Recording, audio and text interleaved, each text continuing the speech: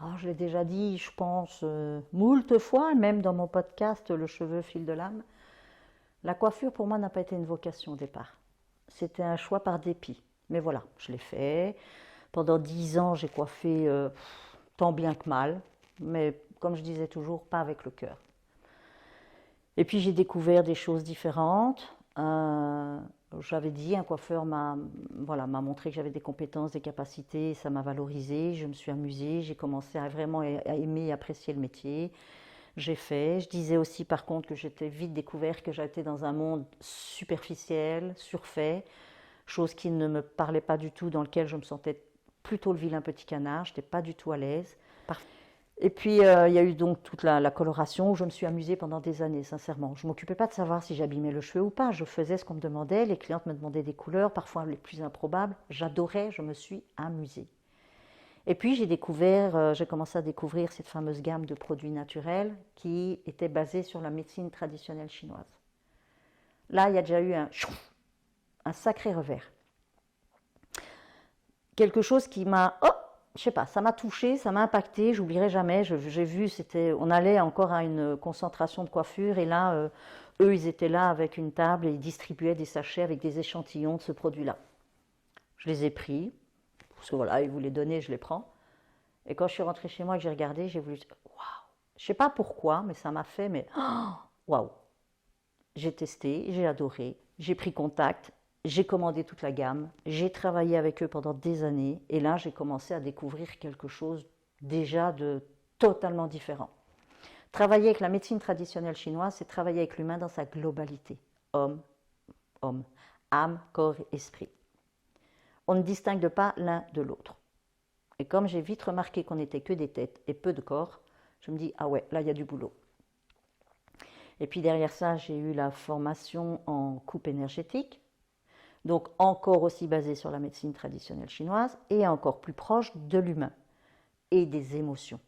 Et là, je me dis, waouh, de nouveau, je me dis, oh, mais qu'est-ce que ça me parle. Mais c'était les émotions, on n'était plus dans le paraître, on était dans l'être. Et ça, c'était une révélation de nouveau pour moi.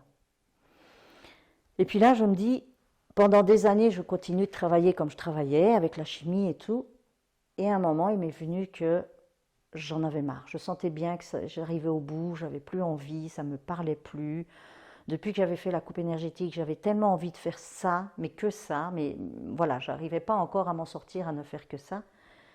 Et je commençais vraiment à me détacher de plus en plus de ce que je faisais avec la coloration d'oxydation parce que je trouvais que j'abîmais tellement le cheveu et pour moi la personne que j'étais plus en accord du tout.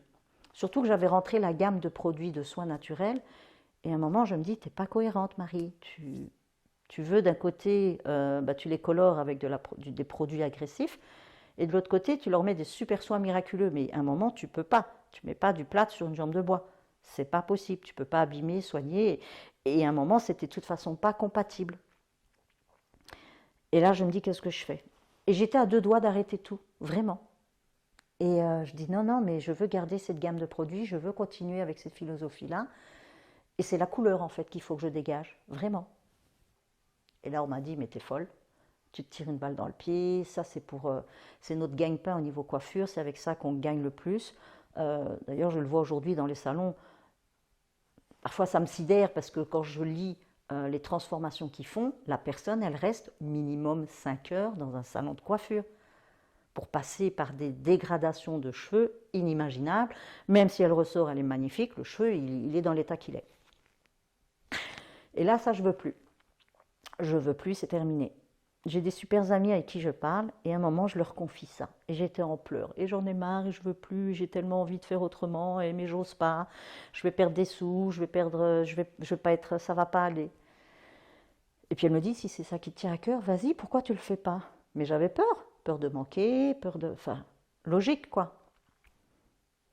Et puis je continue, je force. Mais franchement j'y vais mais avec des pieds de plomb là. Hein. De nouveau je ne m'amuse plus autant et je le sens.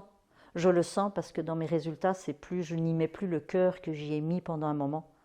Je colore pour colorer. Et là, je m'appelle peintre en bâtiment. C'est dur, c'est méchant, je ne sais pas, mais je mets en couleur. Je m'amuse plus. C'est morne. J'ai même plus l'idée créative. J'ai pas envie d'évoluer, de faire un beau. Non, je fais du pareil ou même j'ai des fiches, j'ai des formules. Ouais, de temps en temps, peut-être que j'évolue un peu ou pas, mais sans plus. Et là, je dis ça va pas. Il faut que je fasse quelque chose, ça va pas. La vie m'a pas épargnée à ce moment-là, puisque je voulais toujours pas prendre le risque de changer.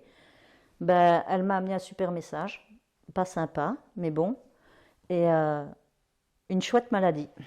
Voilà. Et ben, le crabe a voulu frapper à la porte. Je n'ai pas voulu le laisser entrer, mais il m'a quand même laissé des marques. Et je me suis retrouvée à l'hôpital avec une opération, 3 mois d'arrêt. Et là, je me dis, waouh, 3 mois d'arrêt dans un commerce quand on travaille seul. Ma fille travaillait avec moi à l'époque et puis ben, j'ai dû me séparer d'elle parce que financièrement, ben, je ne pouvais même plus la payer elle puisque j'avais déjà même plus d'argent qui rentrait. Mais ça a fait des dettes évidemment. Et là, je me dis, ouf. Donc j'étais à 2 doigts de fermer, mais j'avais pas envie parce que j'avais envie d'aller toucher encore ce côté avec la médecine chinoise. Je me dis, il y a un truc là à faire. Je suis revenue au salon en mars ou avril. J'ai continué tant bien que mal avec mes couleurs. Et je me vois encore recevoir ma dernière caisse de coloration et là je pleure. Je dis non, c'est pas possible. Je ne peux plus toucher à ces produits-là, c'est terminé. Je ne peux plus. Mais voilà, elle est là. Tu vas l'utiliser au maximum. Tu vas évacuer ce que tu peux au maximum. Et on était quoi? En octobre. Et là, je dis à mes clientes, c'est terminé.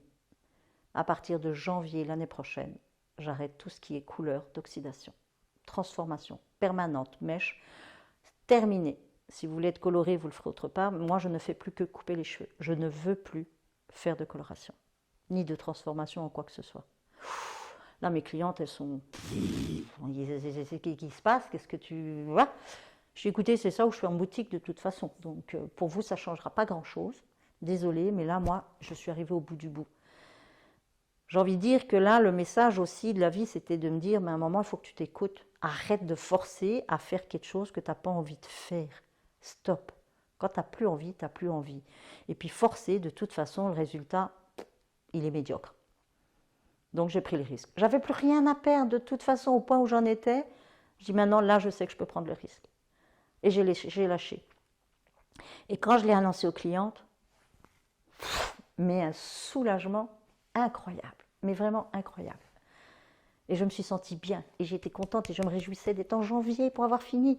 J'ai usé tous les tubes que j'ai pu. Il m'en est resté encore plein parce que j'étais une grosse mangeuse de coloration. J'avais des tubes et des tubes et des tubes. J'en avais recommandé 60. Donc pour vous dire, mais pour un petit salon, c'était déjà pas mal, en sachant qu'il m'en restait encore plein dans le placard. Et j'avais bon de les finir. Et je dis stop. J'ai des clientes qui m'ont suivi, qui m'ont dit ok, je te suis, j'arrête la couleur. Youpi! Il y en a d'autres qui ont continué avec des boîtes chez elles. Il y en a d'autres qui allaient se faire colorer ailleurs, qui revenaient chez moi. Parce qu'elles voulaient, ce qui était sympa, c'est qu'elles ne voulaient pas me quitter. Elles aimaient bien ma coupe, ainsi de suite. Donc c'était chouette. J'en ai quand même perdu, c'est certain. J'ai perdu quelques clientes. Mais bon, de toute façon, moi, il me fallait un temps pour me remettre aussi le pied à l'étrier au salon. Donc c'était bien que j'avais un peu moins de monde. J'y allais mollo. Et puis, ben, ma philosophie a fait qu'à un moment, ça a percuté, ça a appelé des gens, ça, voilà, j'en ai parlé. Et le bouche-à-oreille, c'est toujours bouche-à-oreille qui a fonctionné à la maison. Et là, j'ai des nouvelles clients qui viennent. Ah, tiens, je sais que vous faites sans coule machin, ça me paraît bien, moi j'ai envie d'arrêter, si vous pouviez m'aider à arrêter. Enfin, et j'ai eu des nouvelles clientes, comme ça. C'était génial. C'était génial. Et puis au bout d'un moment, il y en a quand même quelques-unes qui m'ont dit, écoute, je t'aime bien Marie-France, mais mes cheveux là, j'ai quand même du mal avec mes cheveux blancs gris, il n'y a pas un truc à faire. Et puis bon, pour la faire plus courte, là, je me suis renseignée pour la coloration végétale, parce que moi, j'y croyais pas vraiment, parce qu'il y avait voilà, des a priori, des préjugés, ça tient pas, ça pose 5 heures, machin, enfin bon, pas du tout. Je suis rentrée dans la firme, pour ne pas la citer, Herboriste. Ça a été une super belle expérience, j'ai adoré. J'ai fait rentrer cette gamme de produits à la maison, donc c'était du végétal, donc ça, pour moi, c'était génial, parce que voilà, c'est une super gamme de produits, vraiment. Mais au bout de, je ne sais pas combien de temps je suis restée, 5 ans, 6 ans, je ne sais pas, je ne sais plus, au moins 5-6 ans, oui. Et là, de nouveau, j'ai eu cette idée de, non, j'en veux plus, je ne veux plus colorer, je ne veux plus colorer, je ne veux que couper, que couper. Et j'ai de nouveau arrêté. Et j'ai de nouveau des clientes qui ont décidé d'arrêter aussi leur couleur à ce moment-là. Et puis j'en ai qui sont partis, et j'ai encore des nouvelles qui sont arrivées. À chaque fois, la vie a fait que ça a été un cycle, ça a tourné, ça a tourné. J'ai juste envie de vous dire, quand vous sentez que quand ça coince, ça sert à rien de forcer. Ça sert à rien de forcer. Quoi qu'il arrive, à un moment, vous vous prenez le mur et ça peut faire très mal. Mais je me suis relevée. J'ai continué. J'ai eu une deuxième chute quelques temps après, mais ça, je vous en reparlerai à un autre moment. Mais une autre croyance est arrivée derrière en me disant, oh là là, j'ai plus rien en couleur et tout, il va falloir que je fasse que de la coupe, il va falloir que je rentabilise, et là, il va falloir que je compense, et ça, je vous expliquerai dans un autre épisode ce qui m'est arrivé pour la deuxième fois, et voilà. Mais franchement, écoutez-vous, écoutez votre corps, écoutez-vous, quand vous n'avez plus envie, vous n'avez plus envie. Ne pas forcer la machine. Parce que de toute façon, elle va vous arrêter tôt ou tard. Et c'est dommage de devoir attendre. Et je remarque bien souvent, je l'ai vu avec mes clientes, on va jusque-là. On va jusque-là parce que moi, voilà, même si je voulais faire marche arrière, tant que je ne savais pas ce que je sais aujourd'hui, ben, je le ferais pareil. On ne sait pas jusqu'où on va, on se dit que tant qu'on a les moyens de le faire, on va le faire. Et on force, et on force, et on force. Parce qu'on a l'impression qu'il n'y a pas d'autre solution. Eh bien si, une fois que vous êtes couché, vous allez voir que là, vous avez le temps de vous poser, de réfléchir, de dire « Ah ben non, je pourrais faire ça comme ça. Ah ben je pourrais peut-être faire… » Il y a des risques, mais qui n'essayent rien, ne tentent rien, n'a rien. Et je veux dire, les risques, ils sont partout pareils. J'aurais continué, le risque était de toute façon de m'écrouler pour de bon. J'allais faire mes boutiques. Là, j'ai pris d'autres risques avec effectivement des conséquences. Mais aujourd'hui, quand je me dis, mais les conséquences, elles étaient juste extraordinaires. Magnifiques. J'ai adoré. C'était cadeau de la vie. Cadeau mal emballé, comme on dit, mais cadeau de la vie. Le souci, c'est qu'il faut aller au bout du processus pour voir que c'était un cadeau. En attendant, vous passez par des étapes où, en étant resté si longtemps sans travailler, financièrement, il m'a fallu 2 ans pour me relever, mais je me suis relevée. Et aujourd'hui, je suis contente de voir où j'en suis arrivée.